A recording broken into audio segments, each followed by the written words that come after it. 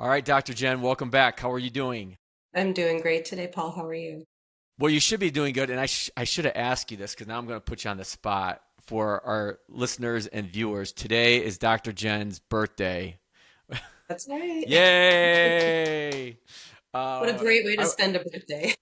that's right. I feel really fortunate that you're spending it with us, getting up early in California with us. So happy birthday! Thank And it's you. it's great to see. I was going through a draw because we hadn't seen each other probably like 5, maybe 6 weeks, and usually I we're know. 4 weeks every like clockwork. So glad to have you back and glad to see you. So Great to be back. today we're gonna start with a little golf. I'm not sure if any of our listeners and viewers like golf, but there was this quote by Scottie Scheffler, who, to educate our non-golfers, is the number one ranked golf player in the world, and he's a phenomenal guy, very grounded. Obviously, I don't know him personally, but from what I read and follow him, he's an amazing guy. And the last major of the year. So in golf, there's four majors. The last major of the year is this weekend over in Ireland, the British Open. And so he had this quote when they were asking him about kind of like winning, and he says, "That's something that I wrestle with on a daily basis." Scheffler said, where the Open Championship begins this Thursday. It's like showing up to the Masters every year. It's like, why do I want to win this golf tournament so badly? Why do I want to win the Open Championship so badly? I don't know, because if I win, it's going to be awesome for 2 minutes. And that really resonated with me. And I think maybe it ties into, I just recorded my 200th episode, can't believe that, of the Emotional Balance Sheet podcast a few weeks ago, and I was kind of pulling on that same thread about these big moments in life, like winning a major golf tournament, or any golf tournament for that matter. Like, that high is with you for, in Scotty's case, like a couple minutes, and then it's gone, and you're like moving on to the next. And so I thought that this is a really interesting conversation or topic for the two of us to talk about, to get your thoughts on that, and kind of where where this leads us in life. Because another angle that I come at from a financial planning perspective, and I think we brought it up at least conversationally between the two of us. I know I've talked to family at nauseum about this topic. Is retirement, and this, planning all these years to get to retirement, and then you get there, and then you're sadly mistaken because it was not what you thought it was. Absolutely. There's so much in there, and I think, we can apply that to sport, we can apply it to finances, life in general. So often we're working toward a goal, and goals are important, and goals often keep us motivated, but goals don't satisfy us. And really, thinking about what he was saying in that quote, it'll be satisfying for 2 minutes. If we're lucky, it'll be satisfying for 2 minutes. And so much of our life is like that. Once I get that promotion, I'll be satisfied. I'll be good enough. Once I retire, once I get married, once I hit this birthday milestone, right?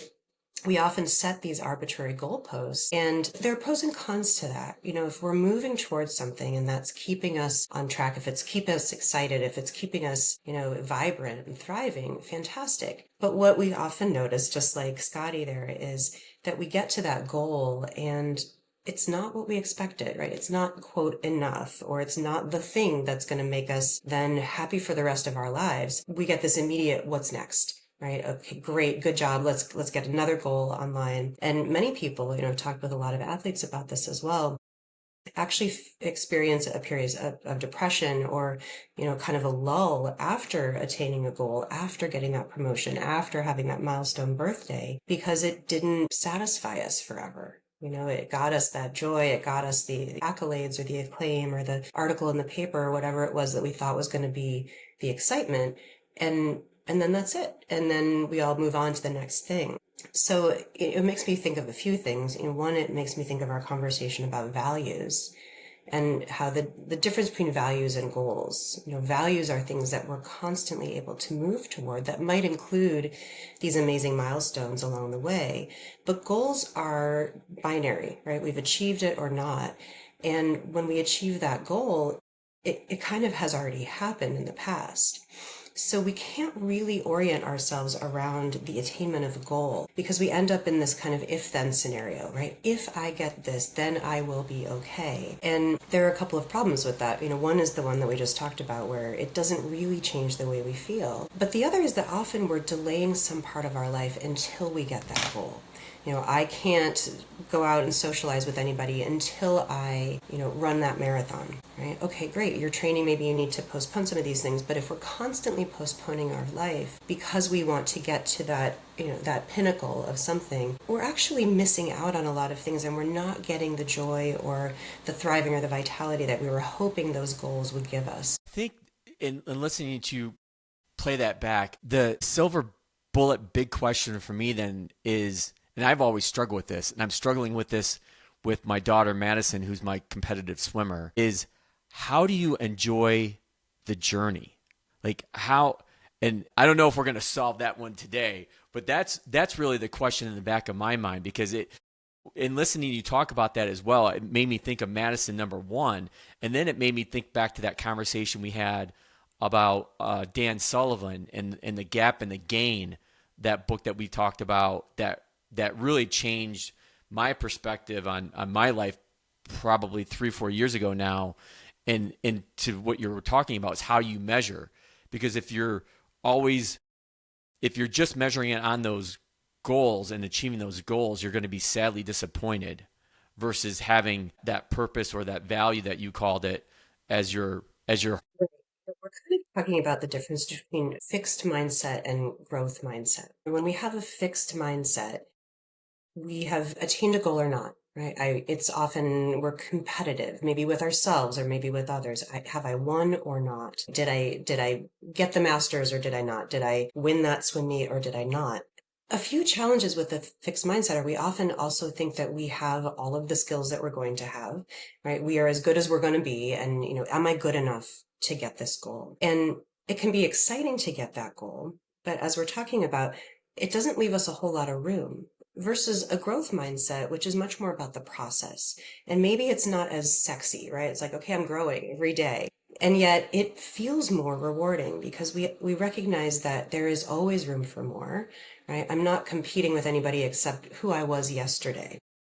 And doesn't mean that I have to be better on paper, but am I learning something? So for me, when I'm working with athletes or, working within myself or my family, I'm trying to think of what am I learning? How am I growing in this way? If going for the next big goal is a way that I can continue to grow, fantastic. Maybe I set that goal, but not because that award or that diploma or that whatever it is going to make me feel better about myself, but because it's going to help me learn something in the process. So if we can be in more of that growth mindset, without a specific goal or without a prize that we have to win, fantastic. If that goal can motivate us, or if we can say, all right, my 50th birthday is coming up and I would like to be at this fitness level, or I'd like to be at this, level with my friends, that's fine. But I want to be thinking of it as, okay, I'm moving towards something. I'm in this growth process. I'm trying to learn more about myself. I'm trying to learn more about this world that I'm in. Maybe I'm noticing that my values are shifting.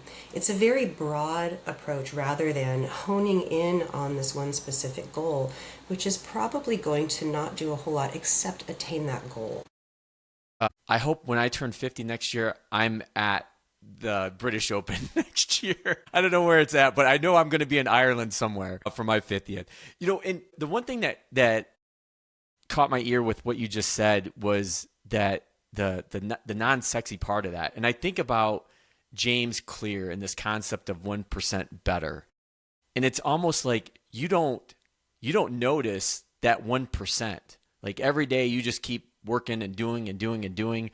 And then it's like the power of compounding that we talked about before, that I talk to families about all the time, is that you just you don't get in the way of compounding. You just let it work. And then, one day you've got the money in the bank to be able to retire or to put your kids through college or whatever that may be. But if you just think of it like, oh my God, I have to save $1 million, it's like completely overwhelming. But if I need to save, I'll just call it like $5,000 every year over a 30-year period, and that gets me that hypothetical number, whatever I need, it becomes less daunting. Mhm. And I'm wondering if like how, going back to the question I'm kind of wrestling with, is like, what's the silver bullet to be able to enjoy the journey? Is there some kind of linkage or tie into that thought? Yeah, there is. And let's just take that example of if I said, okay, you've got to save $1 million next year. Even if you could, would that be satisfying? Right? Probably not, because what we do as humans is we say, okay, great, I could save $1 million. I should probably save $2 million though, right? Because now my lifestyle has changed. Now I'm buying more expensive things, or now I'm realizing $1 million really isn't enough. So we save another $1 million. Is that really enough, right? And I know you and I often talk offline after we record about this concept of enough. We're often thinking in terms of money or retirement, but we could just as easily apply it to accolades or awards, or that feeling of satisfaction when we win something. Is it really enough? Does that give us something that we can hold on to and say, great, I have gotten enough? And that's why I come back to that concept of values, because if we're really thinking of values as a direction rather than a goal, if our value was to move west, when have we moved west enough? There's always more west, right? There's always more learning, or whatever our value set is. If our value is connection, we can always connect more, right? At what point have we connected enough, or at what point have we been authentic enough? So for me, and those of you who've been listening, this is probably not a surprise. A lot of it comes back to, for me, what is this really about? What is it that we're hoping to get from that $1 million in the bank? Or what is it that we're hoping to get from the Masters win that we just worked so hard for? What does it mean to us? And just like when we talk about money and hard conversations between couples, and we often come back to, well, what does money really stand for? What does it symbolize or signify to you? I think we can do the same thing with these big goals in life. That promotion that you've been working so hard for, what does it really mean to you? Is it because it puts more money in the bank and now your kids can go to college? Is it because it makes you proud of yourself? Is it because you have something to say when someone at your 25th college reunion says, what do you do for a living, right? It means really different things. And often we find that when we're doing something for an external reason, like I want to, quote unquote, impress somebody, or I want to have the right answer to that question of what do I do, or I want my alumni magazine to have a special about me.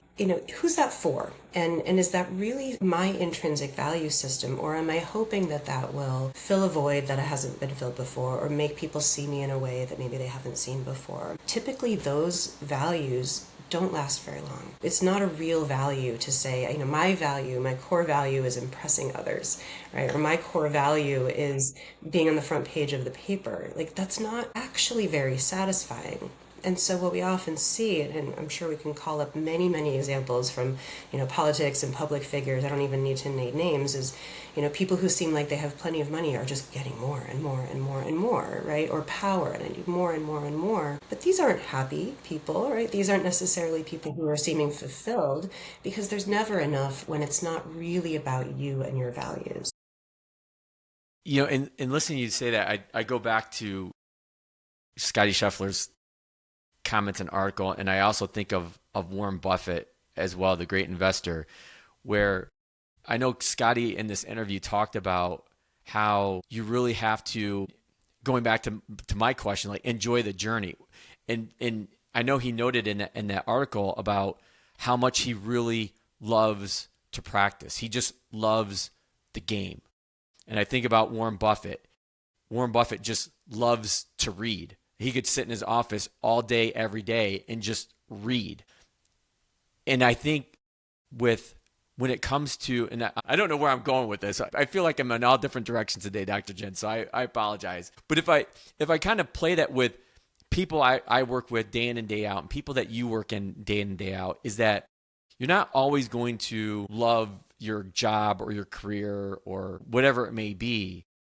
But I think there's certain aspects there's got to be something deeper under the surface that really does pull you in, or you could be facing a very miserable career.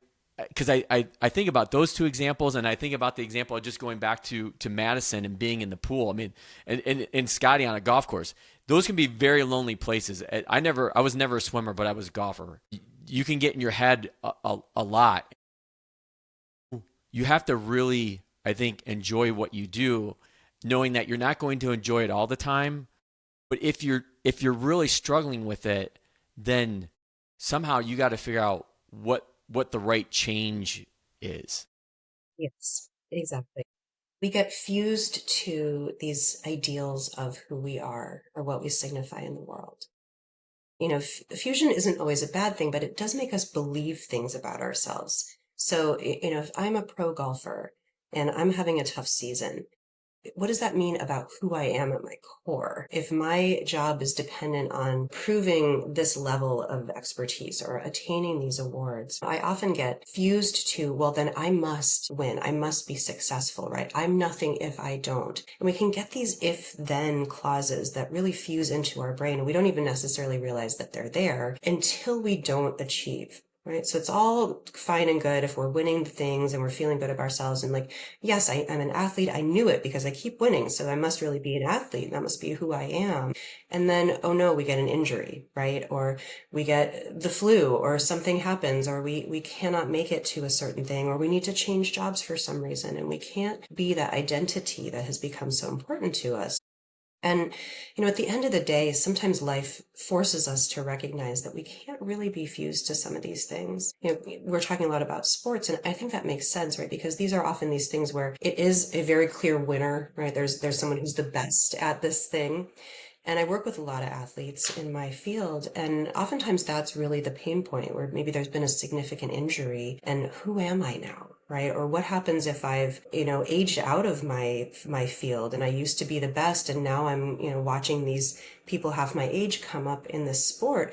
What does that mean about who I am? We don't get to take those awards with us and parade them around at age 70, like, but 50 years ago I was really good at this thing. We all kind of know what that feels like. So I think really what it becomes about, I'm all for going for those big goals. It's wonderful, right? It keeps us motivated. It's really exciting. It just is also important to recognize that we have a lot to be proud of outside of those bigger things. And so in my work with my clients, whether they're athletes or business folks or family people, or it really doesn't matter, humans, I'm often working with them to do what I call pride practice. And I can't remember if we've talked about this on here or not. No, but this sounds good. It's one of my favorite forms of journaling or just, mild practice that people can do at home for exactly this reason, because oftentimes we get in such a binary headspace, right? I used to be an executive and now I'm not, so I'm not succeeding anymore, right? Or I used to be the best at my sport and now I can't even do my sport, or now I'm kind of middle of the road, so I'm terrible, right? It's this either or. And so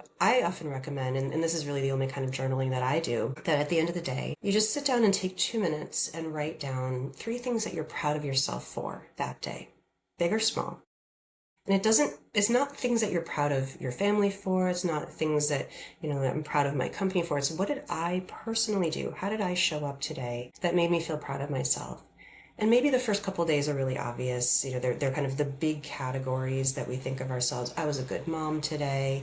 I was a good therapist today. That's how my pride practice kind of started. And then my challenge is try not to repeat the same things, right? So then we start looking for those other things. And it starts to be things like, I smiled at a stranger today and they smiled back, and I think I really impacted them in that moment. Or, I reached out to a friend of mine who I hadn't talked to in a while and heard back, and they said they were having a tough day and it meant a lot to them.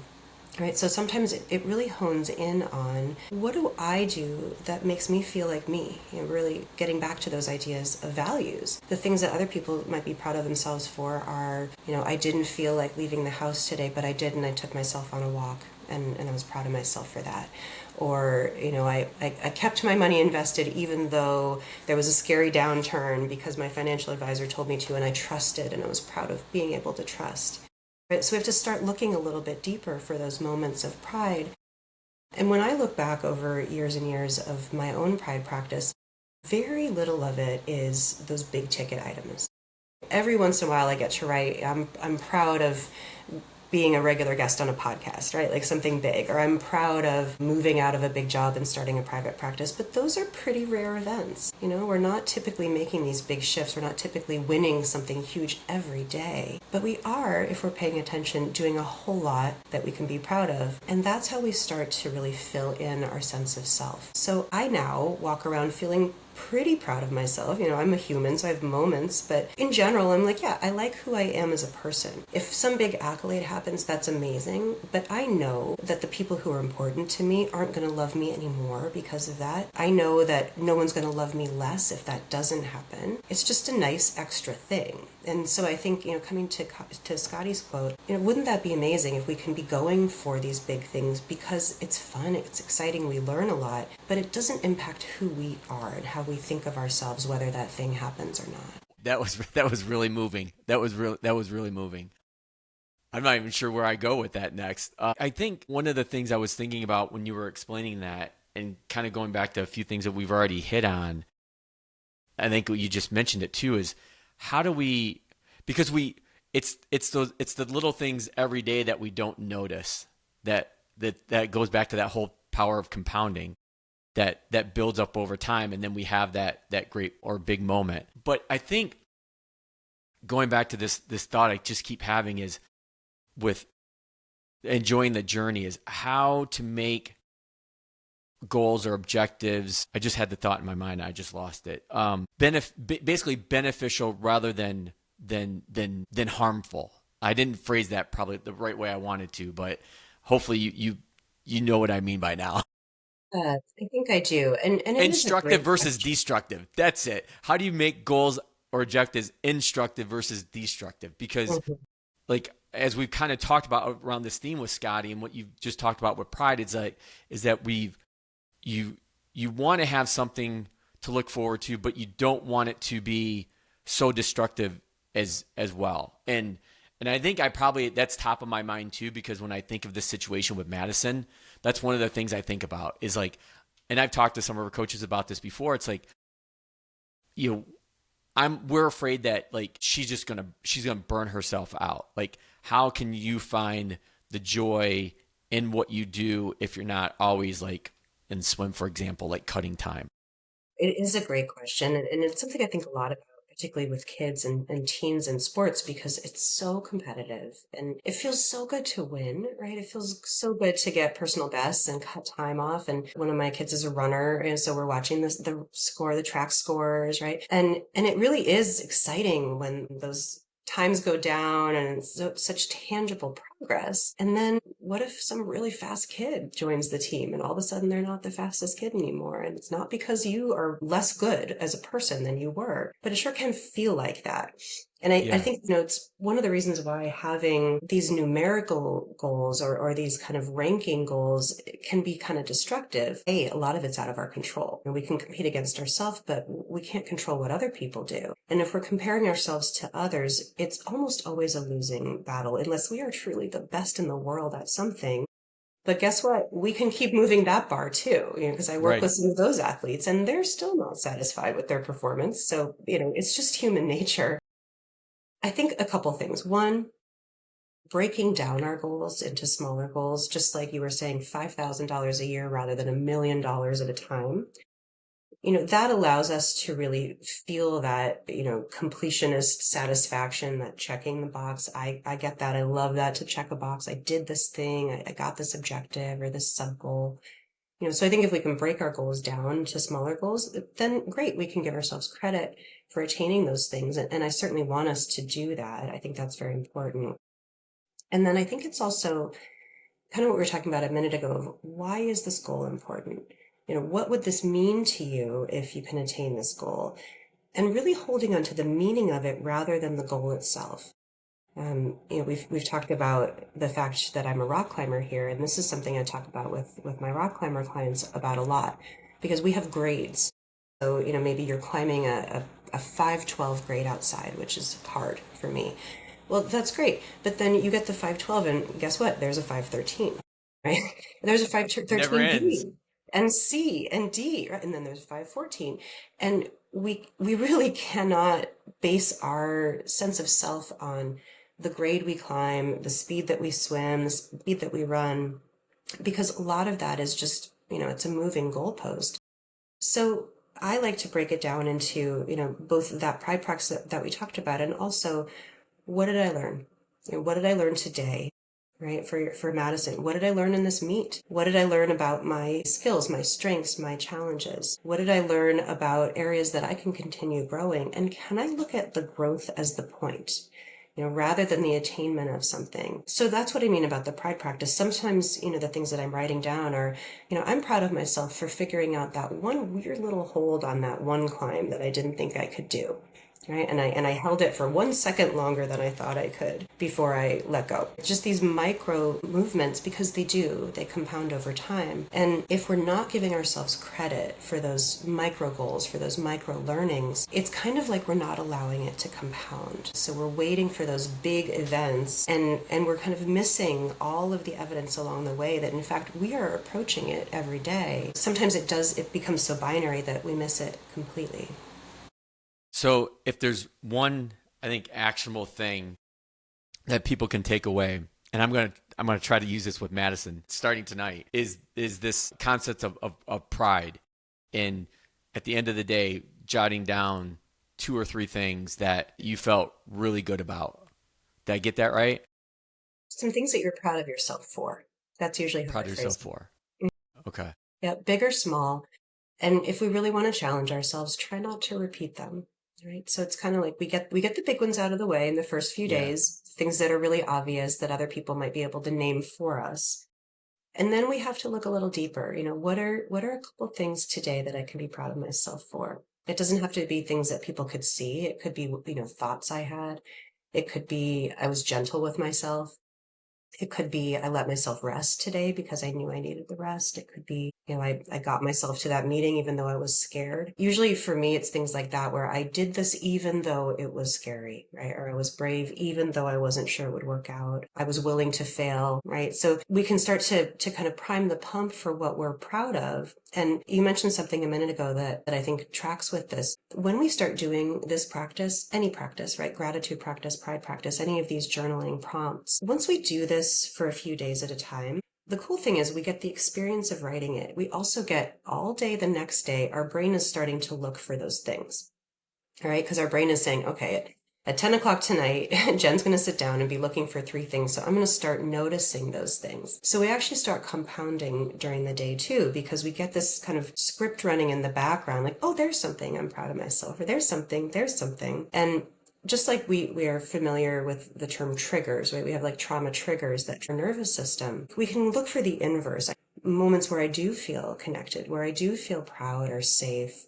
We are primed as humans to look for the negative, to look for the moments when we're disappointed in ourselves or we didn't show up or we failed because, historically and genetically that keeps us safe to remember the danger. So we have to deliberately shift our focus over to what's not dangerous, what's not threatening, what does make us feel proud. It's a muscle that we can grow and tone, just like our nervous system is always toning the part that's looking for threat. So we're really just trying to balance out and right size, all the wonderful things we are doing, all the ways we are succeeding and showing up, to give ourselves credit for that. It's not Pollyanna or creating something where there isn't anything real. It's just kind of capturing and noticing all of the things that we deserve to be proud of that may not be the gold medal. I can't say it enough. I so enjoy these conversations. I know our listeners do as well. We covered a lot of different and unique topics and some old ones too. I think as you and I build this relationship with each other and with the audience, there's certain things that we can always come back to that I think are foundation or fundamental to what you do as a therapist and what I do as an advisor, and molding those two worlds together as we help people on their life journey. So, Dr. Jen, I hope that you have a great rest of the day and a happy birthday. And always great to see you. And thanks for coming back on. And we'll see you soon. Thanks so much, Paul.